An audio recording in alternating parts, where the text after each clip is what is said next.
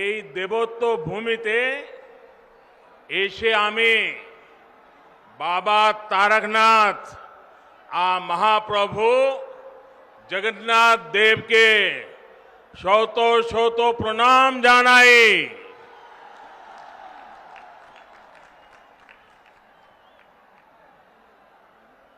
आप लोगों का ये उत्साह, ये उमंग, ये ऊर्जा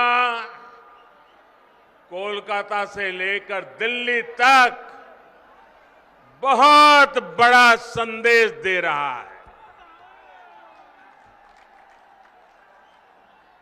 अब पश्चिम बंगाल परिवर्तन का मन बना चुका है। एक बार फिर मेरे साथ बोलिए, भारत माता की वंदे वंदे वंदे वंदे वंदे वंदे। साथियों, आज इस वीर धरा से पश्चिम बंगाल अपने तेज विकास के संकल्प को सिद्ध करने के लिए एक बड़ा कदम उठा रहा है। पिछली बार मैं आपको गैस कनेक्टिविटी के इंफ्रास्ट्रक्चर का उपहार देने आया था। आज रेल और मेट्रो कनेक्टिविटी को मजबूत करने वाले महत्वपूर्ण काम शुरू हो रहे हैं। थोड़ी देर में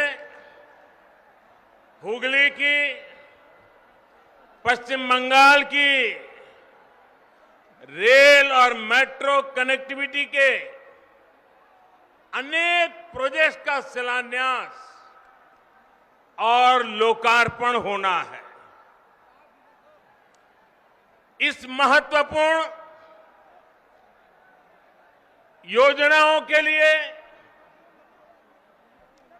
बंगाल के उज्जवल भविष्य के लिए मैं आप सबको बहुत बहुत बधाई देता हूं।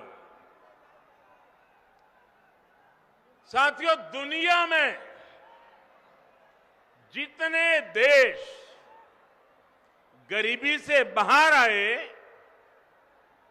या गरीबी मिटाने में सफल हुए या विकसित देश बने, ऐसे सभी देशों में एक बात बहुत कॉमन देखी जाती है। इन देशों ने अपने अपने देश में सही समय पर बड़ी संख्या में इंफ्रास्ट्रक्चर का निर्माण किया। आधुनिक हाईवे, आधुनिक रेलवे, आधुनिक एयरवे, इन देशों के आधुनिक इंफ्रास्ट्रक्चर ने इन देशों को आधुनिक बनाने में मदद की। वहां ये एक प्रकार से परिवर्तन का बहुत बड़ा कारण बना। हमारे देश में भी यही काम दशकों पहले होना चाहिए था, लेकिन हुआ नहीं। अब हमें देर नहीं करनी है। हमें एक पल भी रुकना नहीं है। हमें एक पल भी गंवाना नहीं है। इसी सोच के साथ आज देश में आधुनिक इंफ्रास्ट्रक्चर के निर्माण पर अभूतपूर्व जोर दिया जा रहा है, अभूतपूर्व निवेश किया जा रहा है। बेहतर इंफ्रास्ट्रक्चर, खेती, उद्योग, टूरिज्म, युवाओं को रोजगार, यानी विकास के हर पहलू के लिए मूलभूत आवश्यकता होती है। इसलिए पश्चिम बंगाल में भी कनेक्टिविटी से जुड़ा इंफ्रास्ट्रक्चर ये भारत सरकार की प्राथमिकता है, हमारी भी प्राथमिकता है। बीते वर्षों में हाईवे, रेलवे, एयरवे, वाटरवे और आईवे हर प्रकार की कनेक्टिविटी पर फोकस किया गया है। यहां बंगाल में भी हजारों करोड़ रुपए निवेश किए गए हैं। बंगाल में रेल लाइनों के चौड़ीकरण और बिजलीकरण का काम तेज गति से किया जा रहा है। भाइयों बहनों, अब रेलवे को लेकर पश्चिम बंगाल में संभावनाओं के नए द्वार खुल रहे हैं। पूर्वी डेडिकेटेड फ्रेट कॉरिडोर का बड़ा लाभ पश्चिम बंगाल को होने वाला है। इस प्रोजेक्ट का एक हिस्सा चालू भी हो चुका है और बहुत जल्द पूरा कॉरिडोर खुल जाएगा, जिससे बंगाल में भी उद्योगों के लिए नए अवसर बनेंगे। इसी तरह जो विशेष किसान रेल शुरू की गई है, उसका लाभ आज पश्चिम बंगाल के छोटे किसानों को बहुत तेजी से मिलना शुरू हो रहा है। अभी हाल में ही देश की 100वीं किसान रेल महाराष्ट्र के संगोला से पश्चिम बंगाल के शालीमार तक चलाई गई। इससे यहां के फल, सब्जी, दूध और मछली से जुड़े छोटे किसानों को मुंबई, पुणे सहित देश के अनेक बड़े बाजारों तक सीधी पहुंच मिली है। भाइयों और बहनों, आज उत्तर 24 परगना, हावड़ा, हुगली जिलों के लाखों छात्र छात्राओं, कर्मचारियों, श्रमिकों के लिए भी बहुत बड़ा दिन है।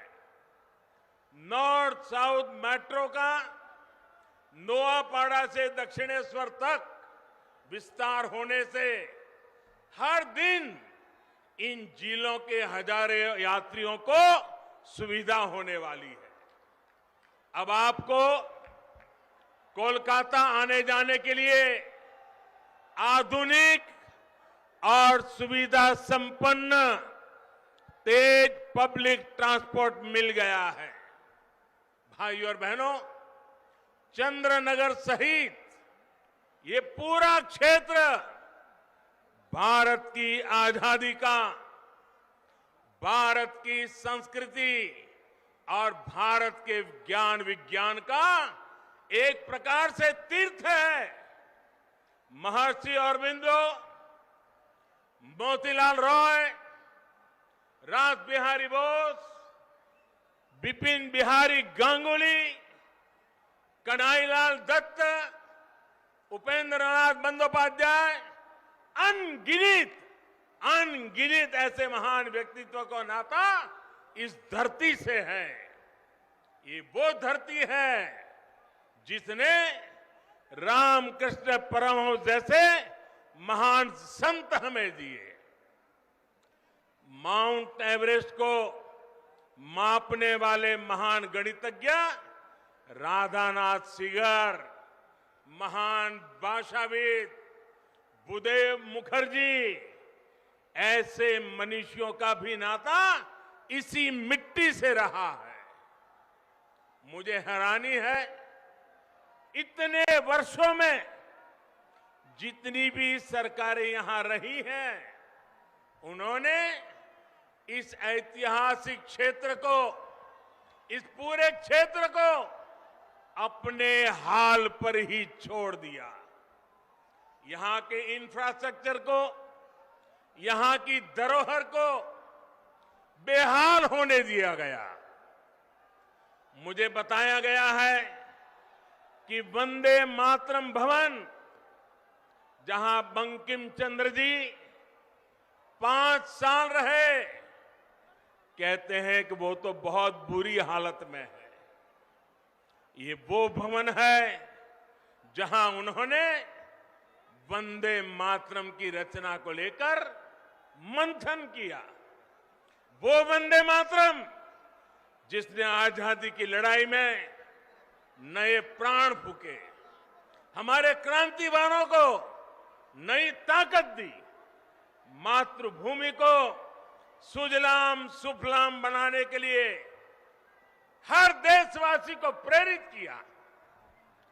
वंदे मातरम सिर्फ इन 2 शब्दों ने गुलामी की निराशा में जी रहे देश को नई चेतना से भर दिया था।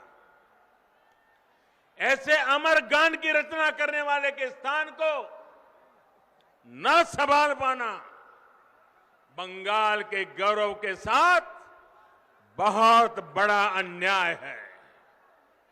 और इस अन्याय के पीछे बहुत बड़ी राजनीति भी है। ये वो राजनीति है जो देशभक्ति के बजाय वोट बैंक, सबका विकास के बजाय तुष्टीकरण को बल देती है। आज यही राजनीति बंगाल में लोगों को मां दुर्गा की पूजा से रोकती है, उनके विसर्जन से रोकती है। बंगाल के लोग वोट बैंक की राजनीति के लिए अपनी संस्कृति का अपमान करने वाले ऐसे लोगों को कभी माफ नहीं करेंगे। आज मैं बंगाल के लोगों को ये विश्वास दिलाता हूं, जब बंगाल में भाजपा की सरकार बनेगी तो हर बंगालवासी अपनी संस्कृति का गौरवगान पूरी ताकत और हिम्मत के साथ कर सकेगा। कोई उसे डरा नहीं पाएगा, कोई आपको दबा नहीं पाएगा। भाजपा उस सोनार बांग्ला के निर्माण के लिए एक काम करेगी जिसमें यहां का इतिहास, यहां की संस्कृति दिनों दिन और मजबूत होगी। ऐसा बंगाल जहां आस्था, अध्यात्म और उद्यम सबका सम्मान होगा। ऐसा बंगाल जहां विकास सभी का होगा, तुष्टीकरण किसी का नहीं होगा। ऐसा बंगाल जो टोलाबाजी से मुक्त होगा, रोजगार और स्वरोजगार से युक्त होगा। भाइयों और बहनों, आजादी से पहले बंगाल देश के अन्य राज्यों से बहुत आगे था, लेकिन जिन लोगों ने बंगाल पर राज किया, उन्होंने बंगाल को आज इस हालत में पहुंचा दिया। मां, माटी, मानुष की बात करने वाले लोग बंगाल के विकास के सामने दीवार बनकर के खड़े हो गए हैं। केंद्र सरकार किसानों और गरीबों के हक का पैसा सीधा उनके बैंक खाते में जमा करती है, जबकि बंगाल सरकार की योजनाओं का पैसा टीएमसी के टोलाबाजों की सहमति के बिना गरीब तक पहुंच ही नहीं पाता। यही वजह है कि गांव-गांव में टीएमसी के नेताओं की शान और शौकत बढ़ती जा रही है और सामान्य परिवार गरीब से गरीब होता जा रहा है। भाइयों और बहनों, बंगाल के लाखों किसान परिवारों को पीएम किसान सम्मान निधि का पैसा इसी मानसिकता के कारण नहीं मिल पाया है। उनके हक को यहां की सरकार में बैठे हुए लोगों ने छीन लिया है। बंगाल के लाखों गरीब परिवार आयुष्मान भारत योजना के तहत 5 लाख रुपए तक के मुफ्त इलाज की सुविधा से आज भी वंचित है। गरीब को सुविधा मिले, इन प्रयासों को कैसे यहां रोका जाता है, इसका एक और उदाहरण मैं आज बंगाल की धरती पर आपको देता हूं। देश के गांवों में हर घर तक पाइप से पानी पहुंचाने के लिए जल जीवन मिशन चल रहा है।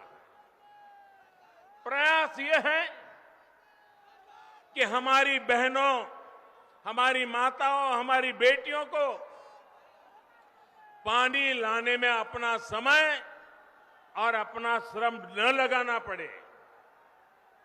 प्रयास यह है कि हमारे बच्चों को प्रदूषित पानी से होने वाली अनेक बीमारियों से बचाया जा सके। बंगाल के लिए ये मिशन इसलिए ज्यादा जरूरी है क्योंकि यहां 1.5-2 करोड़ से अधिक ग्रामीण घरों में आप चौंक जाएंगे इन्होंने बंगाल की हालत क्या की है। 1.5-2 करोड़ ग्रामीण घरों और उसमें से सिर्फ देश भी आज सुनेगा तो चौंक जाएगा। 1.5 करोड़ 1.25-2 करोड़ घरों में से सिर्फ 2 लाख घरों में ही नल से जल की सुविधा है। अब बताइए क्या करके रख दिया था उन्होंने। आज देश में अभियान चल पड़ने के बाद अब तक इस अभियान के तहत लगभग देश में 3 करोड़ 60 लाख घरों को पानी के कनेक्शन दिए जा चुके हैं। जहां बंगाल 2 लाख पर था, भारत सरकार ने इतना जोर लगाया, पैसे लगाए, पीछे पड़ गए, तो भी बंगाल में सिर्फ अब तक 1.5-2 करोड़ घरों में से सिर्फ 9 लाख परिवार तक ही पाइप से पानी का कनेक्शन पहुंच पाया है। यहां की सरकार जिस रफ्तार से काम कर रही है और उस रफ्तार से तो पश्चिम बंगाल के हर गरीब के घर पाइप से जल पहुंचाने में पता नहीं कितने साल बीत जाएंगे। टीएमसी सरकार गरीबों के घर तक पानी पहुंचाने के लिए कितनी गंभीर है, इसका एक और उदाहरण आपको देता हूं। मैं आपसे पूछना चाहता हूं, क्या बंगाल के लोगों को पीने का शुद्ध पानी मिलना चाहिए कि नहीं मिलना चाहिए? जरा पूरी ताकत से बोलिए, पीने का पानी मिलना चाहिए कि नहीं मिलना चाहिए? गांवों में भी मिलना चाहिए कि नहीं मिलना चाहिए? गरीब से गरीब को भी मिलना चाहिए कि नहीं मिलना चाहिए? ये आपका हक है कि नहीं है? यहां की सरकार ने काम करना चाहिए कि नहीं करना चाहिए? लेकिन हुआ क्या? हर घर जल पहुंचाने के लिए भारत सरकार ने, दिल्ली सरकार ने 1700 करोड़ रुपए से ज्यादा 1700 करोड़ रुपए से ज्यादा रकम ये टीएमसी सरकार को दी। लेकिन इसमें से सिर्फ 609 करोड़ रुपए ही यहां की सरकार ने खर्च किया है। बाकी 1100 करोड़ रुपया यहां की सरकार दबा करके बैठ गई है। सर, ये दिखाता है कि टीएमसी सरकार को गरीब की, पश्चिम बंगाल की बहनों बेटियों की जरा भी परवाह नहीं है। दोस्तों, क्या जो पानी के लिए तरस रही है वो बंगाल की बेटी है कि नहीं है? वो बंगाल की बेटी है कि नहीं है? बंगाल की बेटी को पानी मिलना चाहिए कि नहीं मिलना चाहिए? बंगाल की बेटी के साथ अन्याय करने वाले लोग, क्या उनको माफ किया जा सकता है? भाइयों और बहनों, पश्चिम बंगाल में भाजपा की सरकार सिर्फ सत्ता में परिवर्तन के लिए नहीं, बल्कि आसोल परिवर्तन के लिए बनानी है। आसोल परिवर्तन, बल्कि यहां कमल खिलाना इसलिए जरूरी है ताकि पश्चिम बंगाल की स्थिति में वो आसोल परिवर्तन आ सके, जिसकी उम्मीद में आज हमारा नौजवान जी रहा है। ये हुगली अपने आप में बहुत बड़ा उदाहरण है कि बीते दशकों की अव्यवस्था ने पश्चिम बंगाल को किस हाल में पहुंचा दिया है। हुगली जिला तो भारत में उद्योगों का एक प्रकार से हब था।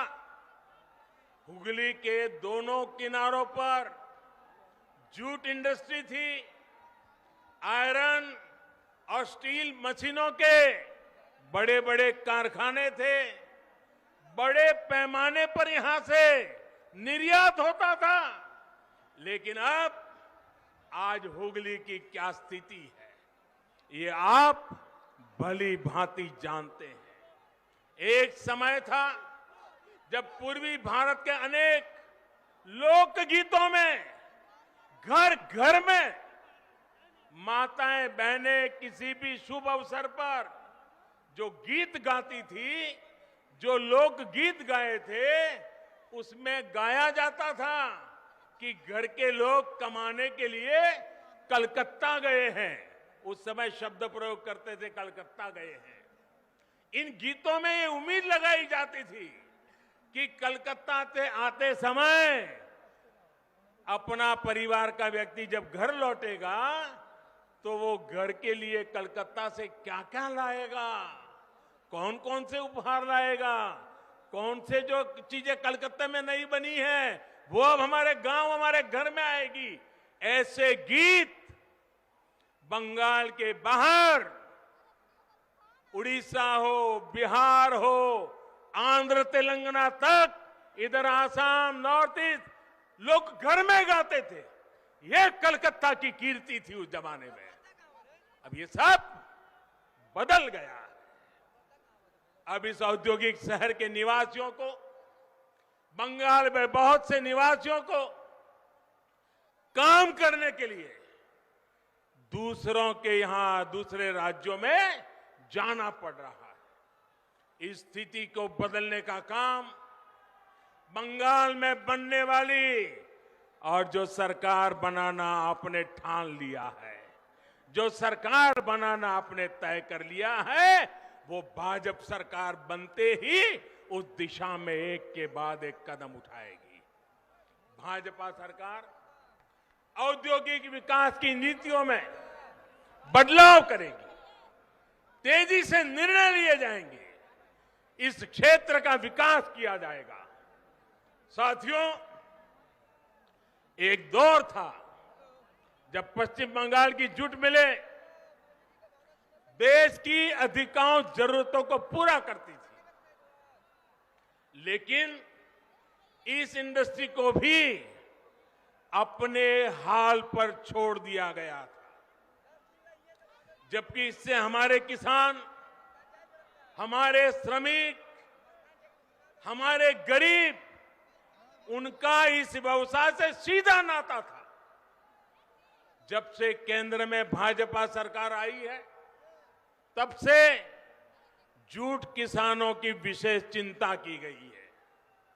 अब तो गेहूं की पैकेजिंग में भी जूट के बोरों को कंपलसरी किया गया है। चीनी की पैकिंग के लिए भी बड़ी मात्रा में जूट का उपयोग हो रहा है। साथियों, हुगली के आलू किसान जो यहां की शान रहे हैं, उनकी स्थिति भी किसी से छिपी नहीं है। यहां के आलू और धान, इसके जो किसान हैं, उन किसानों को कौन लूट रहा है, ये मुझसे ज्यादा आप लोग जानते हैं। जब तक यहां फूड प्रोसेसिंग के कारखाने नहीं लगेंगे, जब तक किसानों को अपनी उपज बेचने की आजादी नहीं मिलेगी, तब तक ना तो किसानों का हित होगा और न ही मेरे मजदूर भाइयों बहनों का होगा। साथियों, बंगाल में निवेश के लिए उत्साह की कमी नहीं है। मुसीबत है सरकार ने जो माहौल बनाया है, कट कट कट का जो कल्चर बनाया है, सिंडिकेट के हवाले बंगाल दे दिया है, उसी के कारण ये माहौल बिगड़ता गया है। जब भी मैं विदेश में प्रवासी बंगाली बहनों भाइयों से मिलता हूं, तो अपनी मातृभूमि के लिए योगदान देने के लिए हर बंगाल का बेटा बेटी आज दुनिया में कहीं भी होगा, वो यहां के लिए कुछ करना चाहता है। लेकिन उनकी सिर्फ एक ही शिकायत रहती है कि वो योगदान करे भी तो कैसे करे। आज के पश्चिम बंगाल में किराए पर, अगर किराए पर बिल्डिंग भी लेनी हो तो उसमें भी कट लगता है, और ये ऐसे बदमाशी कर रहे हैं कि दोनों तरफ से कट लेते हैं। बिना सिंडिकेट की इजाजत के किराए पर बिल्डिंग भी नहीं ले सकते। इस स्थिति को पश्चिम बंगाल के बारे में बनाई गई इस धारणा को हमें मिलकर के बदलना है, और इसलिए यहां आसोल परिवर्तन लाना है। यहां पूर्व बहार से कमल खिलाना है। साथियों, बंगाल का विकास तब तक संभव नहीं है जब तक यहां सिंडिकेट का राज रहेगा। बंगाल का विकास तब तक संभव नहीं है जब तक यहां टोलाबाजों का राज रहेगा। बंगाल का विकास तब तक संभव नहीं है जब तक कट कल्चर बंगाल में रहेगा। बंगाल का विकास तब तक संभव नहीं है जब तक शासन प्रशासन गुंडों को आश्रय देगा। बंगाल का विकास तब तक संभव नहीं है जब तक कानून का राज पश्चिम बंगाल में स्थापित नहीं होता। ये तब तक संभव नहीं है जब तक पश्चिम बंगाल में सामान्य जन की सुनवाई करने वाली सरकार यहां नहीं बनती है। इसी स्थिति को बदलने के लिए आज पश्चिम बंगाल के कोने कोने से आवाज आ रही है, আর নয় অন্যায়, আর নয় অন্যায়, আমরা আসল পরিবর্তন চাই।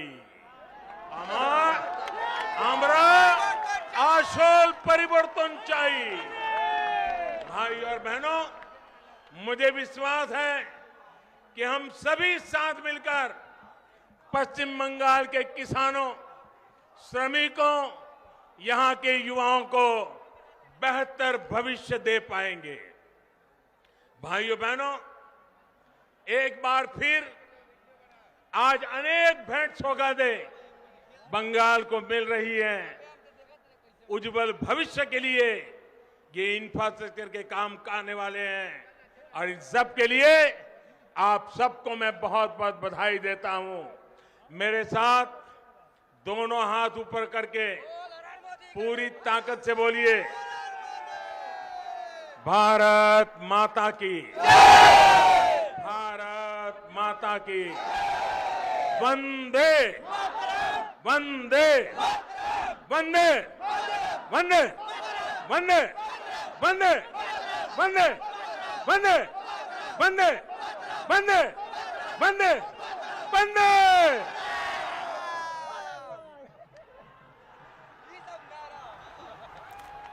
हुगली में जमकर बरसे हैं प्रधानमंत्री नरेंद्र मोदी।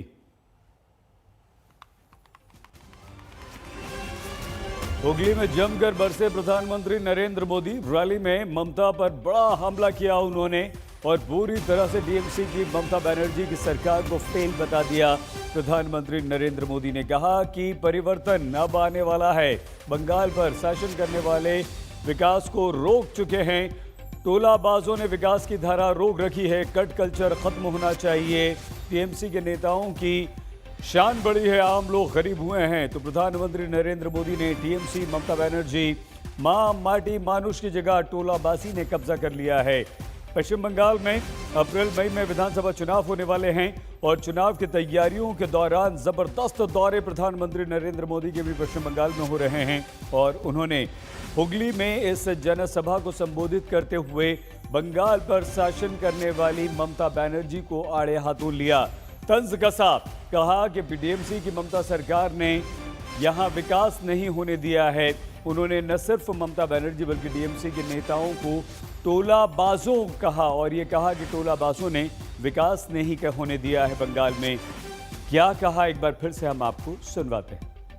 आजादी से पहले बंगाल देश के अन्य राज्यों से बहुत आगे था, लेकिन जिन लोगों ने बंगाल पर राज किया उन्होंने बंगाल को आज इस हालत में पहुंचा दिया।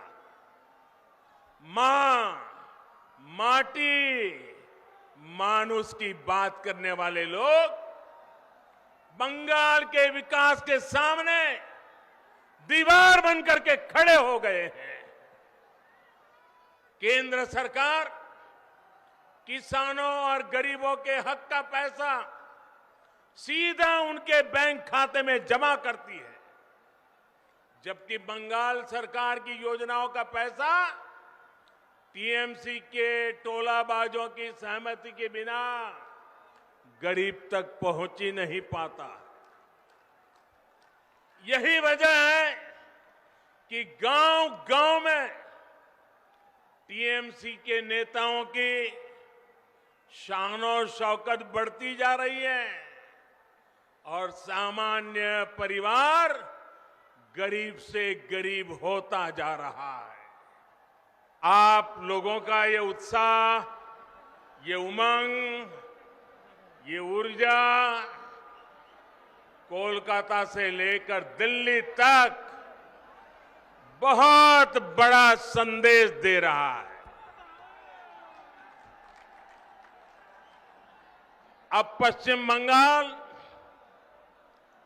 परिवर्तन का मन बना चुका है। पश्चिम बंगाल में भी कनेक्टिविटी से जुड़ा इंफ्रास्ट्रक्चर ये भारत सरकार की प्राथमिकता है, हमारी भी प्राथमिकता है।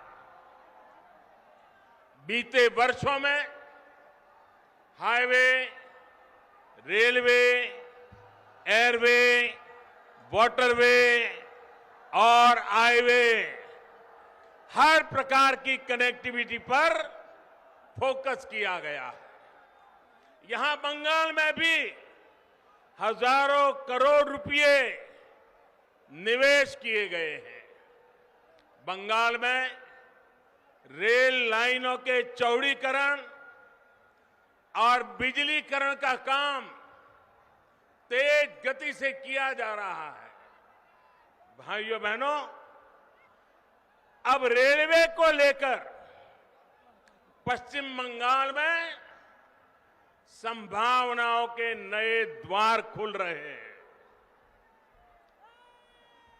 पूर्वी डेडिकेटेड फ्रेट कॉरिडोर का बड़ा लाभ पश्चिम बंगाल को होने वाला है। इस प्रोजेक्ट का एक हिस्सा चालू भी हो चुका है और बहुत जल्द पूरा कॉरिडोर खुल जाएगा, जिससे बंगाल में भी उद्योगों के लिए नए अवसर बनेंगे। जो विशेष किसान रेल शुरू की गई है, उसका लाभ आज पश्चिम बंगाल के छोटे किसानों को बहुत तेजी से मिलना शुरू हो रहा है। अभी हाल में ही देश की 100वीं किसान रेल महाराष्ट्र के संगोला से पश्चिम बंगाल के शालीमार तक चलाई गई। इससे यहां के फल, सब्जी, दूध और मछली से जुड़े छोटे किसानों को मुंबई, पुणे सहित देश के अनेक बड़े बाजारों तक सीधी पहुंच मिली है।